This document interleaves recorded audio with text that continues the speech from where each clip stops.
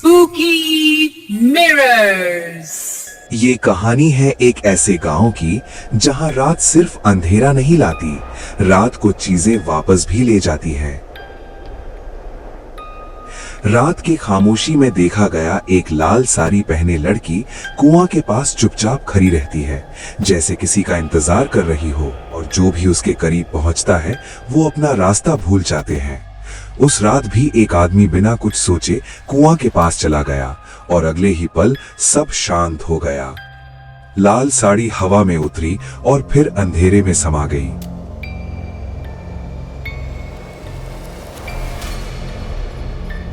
उस रात के बाद गांव की गलियां खाली हो गईं। हवा भारी हो गई और लोग जान गए कि ये कहानी अभी शुरू हुई है। कहते हैं जो भी अंधेरे के बाद वहां गया वो कभी पूरी तरह वापस नहीं आया। उस रात हवा भी सीधी नहीं चल रही थी। गांव की गलियों में एक अजीब सी बेचैनी थी, जैसे कुछ दिखाई दिए बिना ही सब कुछ देख रहा हो। और जब भी सब कुछ शांत होता, गांव का ध्यान फिर उसी जगह चला जाता। सुबह जब एक आदमी वापस आया तो गांव वालों ने उसे पहचान लिया, पर उसकी आंखों में कुछ ऐसा था जो पहले कभी नहीं देखा गया। तब गांव को समझ आया कि ये सिर्फ किसी एक के साथ नहीं हो रहा, और जो सामने है उसका सामना अकेला कोई नहीं कर सकता। इस गांव में क्या हो रहा है? वो वापस आ गई। भैया, मुझे बचाइए, मैं यहाँ पर हूँ। कहाँ जा रहे हो? सुनो, इधर आ जाओ।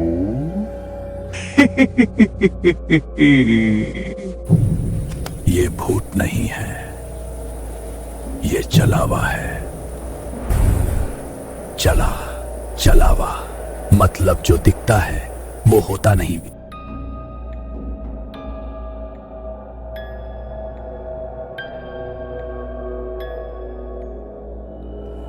ये गांव की आवाज और यादें चाहता है। तो क्या हम सब इसी तरह उसका शिकार हो जाएंगे?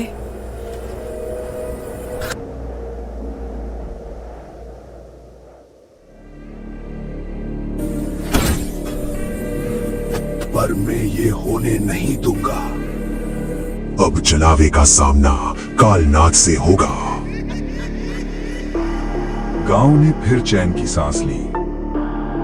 अब कालनाथ ही उनको बचा सकता है, लेकिन गांव वाले की गलती के वजह से वो यहाँ है। बहुत सालों पहले एक लड़की इसी गांव में रहती थी, पर गांव ने कुछ ऐसा किया जो नहीं होना चाहिए था। ये औरत कुछ ठीक नहीं लगती। हर हादसे के बाद नाम इसी का आता है। सब इसी के आने के बाद शुरू हुआ है। जानवर बीमार पड़ गए, नदी सूख गए। इसे गांव से निकालो।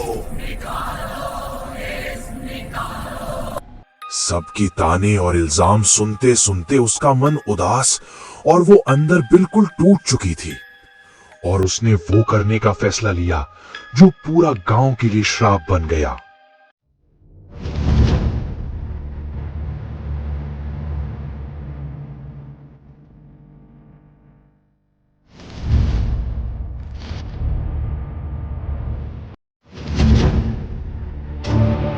मैं जा रही हूँ, पर जब सच वापस आएगा मैं भी लौटूंगी।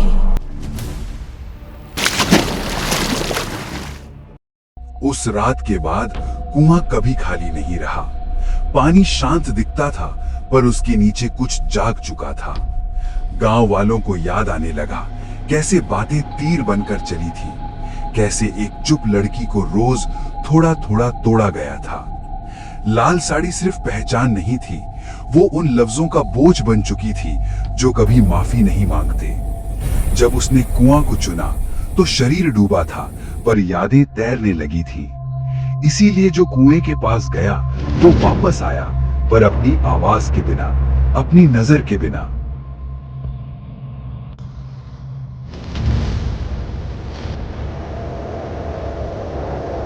ये आत्मा नहीं, यादें हैं। तांत्रिक भी समझ गया था, ये कोई आत्मा नहीं है, ये छलावा है। ये बदला नहीं लेता, ये सिर्फ याद दिलाता है।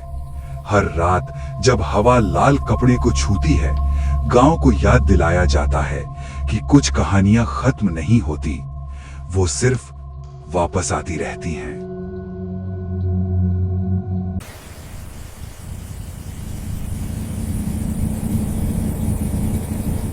तांत्रिक कालनाथ समझ जाता है कि कुआं में कोई साधारण भूत नहीं, बल्कि एक छलावा है जो यादों और आवाजों को छीन रहा है।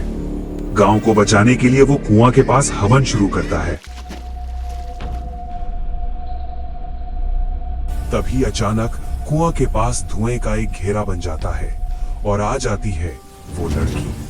कालनाथ उससे कहता है, आखिर तुम ही वो छलावा हो जो इस गांव को परेशान कर रहा है, उनसे उनकी आवाज और नजर छीन रही हो। मैं अपनी शक्ति से तुझे यहाँ से जाने पर मजबूर कर दूंगा। कालनाथ, तुम कुछ नहीं कर सकते। इन गांव वालों की गलती की सजा उन्हें जरूर मिलेगी। अचानक आंधी गांव में घुस आती है।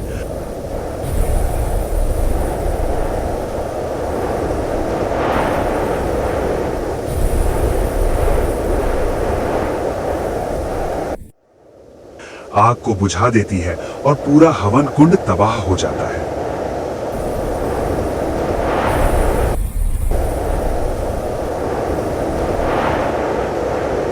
डर के मारे सब गांव वाले अपने घरों में भाग जाते हैं। अगली शाम जब गांव वाले वापस आते हैं तो वो देखते हैं कि तांत्रिक खुद कुआं के पास खड़ा है, जिंदा पर लाल साड़ी पहने हुए। छलावा उस पर कब्जा कर चुका होता है।